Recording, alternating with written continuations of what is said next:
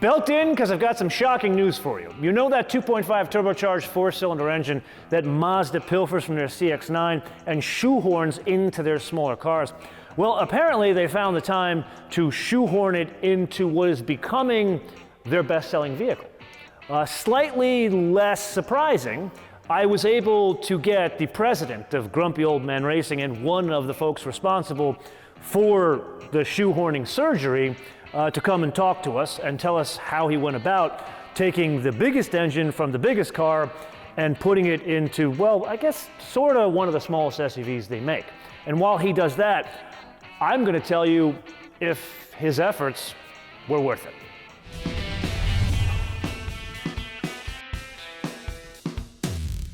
All right, here's our familiar big beefy CX-9 engine, the 2.5 liter turbo that we use in the CX-9, except that we stuffed it into a CX-30. Stuffing it in here, of course, took a little bit of work, a big shoehorn, a little bit of transmission work to shrink a protrusion on the back of the transmission. We changed the intercooler from an air-to-air that used to be here in the nose to an air-to-water intercooler that's built into the intake manifold. All that work and a whole completely different electrical system to run the thing.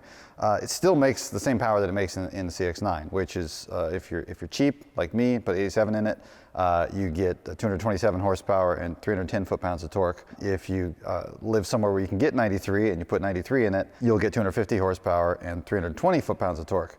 A lot of people that live in California ask, well, what about if I put 91 in it because that's the best I can get?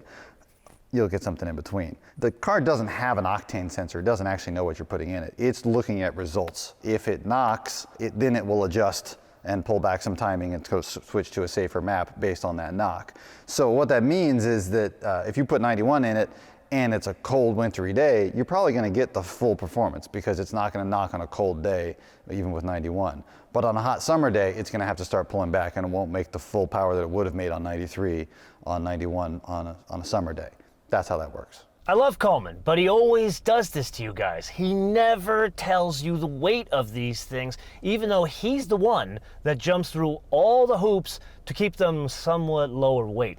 3,505 pounds, or depending on how you express your weights and measures, 1,590 kilograms with that.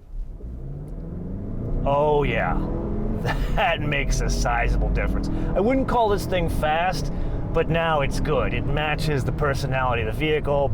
Power comes in about 3,000 RPM and pushes hard to about 3,500 RPM. If I could ask for anything here, maybe draw out the power to about 4,500 to 5,000 RPM. That would really do a lot to match the personality of what they're going for here. So MotoMan wanted to know what we did with the suspension for the turbo. Not that much. Really, we had the car kind of sorted with the naturally aspirated engine. For the turbo, we put a bunch more weight on those of the car, so we stiffened up the suspension in the front, but just enough to compensate for the weight, really to keep the car handling the way it was before. Simple fact of the matter is, when we had the CX-30 done, everybody said, yeah, this car is great, it just needs more power. So we just gave it a lot more power. Now, when you give it a lot more power, of course, you want to split some of it to the back. That's the whole point of all-wheel drive. The basic logic of our all-wheel drive system is the same as it is in the non-turbo model, which is that it's looking at weight transfer and shifting torque where the weight is transferring because that's where the grip is going to be. So when you punch it, it's going to send a bunch of torque to the back just based on the fact that you're accelerating, regardless of the surface that you're on. The algorithm there is figuring out exactly how much torque we want to put where. In the naturally aspirated car, we had a cap of how much torque we could send to the rear wheels based on what the torque coupling could handle. And really, once we sent the torque to the back, the diff's going to start to move what the differential mount could handle. This car has so much more torque, that wasn't going to be enough. So we had to redesign the differential mount so it could take more torque so that we could sort of raise that limit on rear torque. Now the rear axle can take 3 times as much torque as we could before, which dramatically changes the way the car handles. Having a lot of more torque in the rear means as you're powering out of a corner, you're not overwhelming the front tires. The car will kind of rotate out of a corner like a proper all-wheel drive car should. And that's where I should stop talking. So that all translates to something a bit unusual for this type of vehicle. It doesn't have that ubiquitous front-wheel drive blondness to it. I don't know if that's a technical term, but there just isn't a blah. You can feel that the all-wheel drive system is doing a bit more, even on dry pavement, to make this a bit more fun to drive. And the biggest reason you feel that is the steering. There's good weight to the steering. There's good feedback to the steering. It is direct, not something you would usually get in a front-wheel drive crossover. Now, it's not all puppy dogs and roses. Coleman and I have been arguing for the past couple of years about the direction of driving dynamics for Mazda. It's still very good and at the top of the driving dynamic spectrum. But I personally would like to see a bit less pitch, even in vehicles like this. Now, I fully admit this is not trying to be a Miata, but there are some traits that come across here, like there is good control over the squat. Then the flip side of that, something a bit unexpected. With the extra weight of the turbocharged engine, I would fully expect this thing to be really nose heavy and plow in a situation like this. But that is not the case. I wouldn't call it light in the nose, but believe it or not, there's a little bit of lift there. Yes, it is indeed that time again to play your favorite game, Mind the Options game, with today's contestant, yet another one of Coleman's Turbo creations. This one, the 2021 Mazda CX-30 2.5 Turbo all-wheel drive for a base price of $29,900. Now, I do feel it prudent to point out that is $8,000 more than the most basic CX-30. To that, we add the color, which is my absolute favorite color in the Mazda universe, the Soul Red Crystal, which is well worth it at an additional $595. Not as exciting the interior. Not the interior itself, but the color of the interior. It is black. I do not understand why you would choose this with such an excellent exterior color. There is a contrast, but I could think of something better, which we will discuss later in the episode. Then we add an option package. This is called the Premium Plus package, and it adds things like an auto dim mirror, rear cross traffic alert, the traffic jam assist, which is the adaptive cruise control, the parking sensor, and the 360-degree monitor. All of that, as well as some other stuff, $4,000. Let me say that again, $4,000. You ever think on that? We'll come back to it later. Then we add some accessories. The rear bumper guard on your plastic bumper, $125. The cargo cover, optional in an SUV or really a crossover that costs 30 grand, $150. Can we fix that? And then we press on to something that has always been a pet peeve of mine. When car manufacturers charge extra for floor mats. And to add insult to injury, the last time we shot together, Coleman gets angry at me saying I got the options game wrong. He says the Mazda 3 Turbo comes with floor mats, so I did a bit of digging. Turns out the carpeted floor mats do come in the Mazda 3 Turbo. However, that car didn't have carpeted floor mats. It had the all-weather floor mats, which cost extra, which means Coleman was wrong. Now this car did some digging. Yes, carpeted floor mats come fitted as standard. However, the all-weather floor mats cost an additional $125. So to Coleman I say, nah, nah, nah, nah, nah, nah. And the only other thing we have to add is the destination and handling from Salamanca, Mexico, $1,100 for a total retail price of $35,995. One of the more important aspects for these types of vehicles, and simultaneously one of the aspects that's very hard for them to accomplish when they're this size, is a good ride quality. Now, by adding more power and some of the tweaks that Coleman has already talked about, doesn't change the ride quality you experienced in the previous slower CX-30. Where the challenge lies is cars with this size, whether they be crossovers or regular sedans.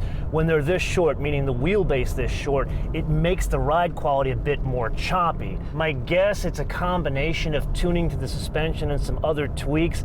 While it works, it doesn't fully overcome the choppiness. What it translates to you and I are really the people that would be driving this thing on a daily basis, is the occupants are less disturbed, even in instances where one would be driving it more aggressively, say in traffic or on long distance trips. So a lot of people ask me what it is I do at Mazda, and I don't have a good answer because it's not real clear. But one of the things I do is come up with weird stuff to do, like, hey, maybe we should put an off-road mode in our silly little SUVs, even though people aren't going to go rock climbing with them. The way I came up with that is because I went out in the dirt and started doing silly stuff in our cars. I was taking a CX-5 out to go dirt biking. Wandering around out in the off-road park, found that every time I go in some sort of uneven diagonal thing, I just start spinning tires and get stuck, even though the thing was all-wheel drive.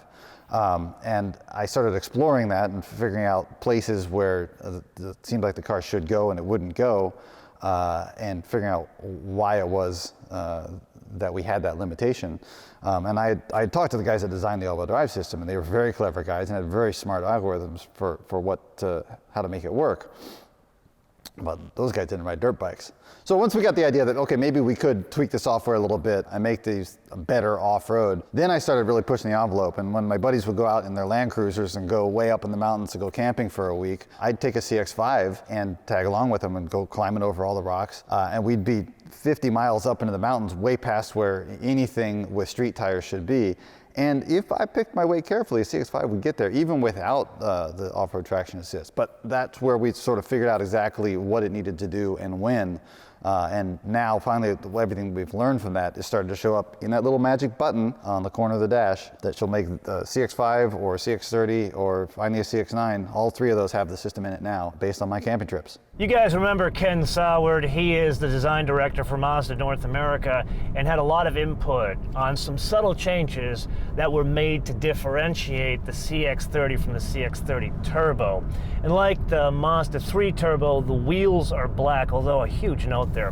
One can opt for accessory wheels. They're not factory options, it's accessory through Mazda for BBS wheels. It's not the BBS package. They're not cheap. $900 a wheel. But I digress. Some other changes Ken and the gang put in here. The roof rails.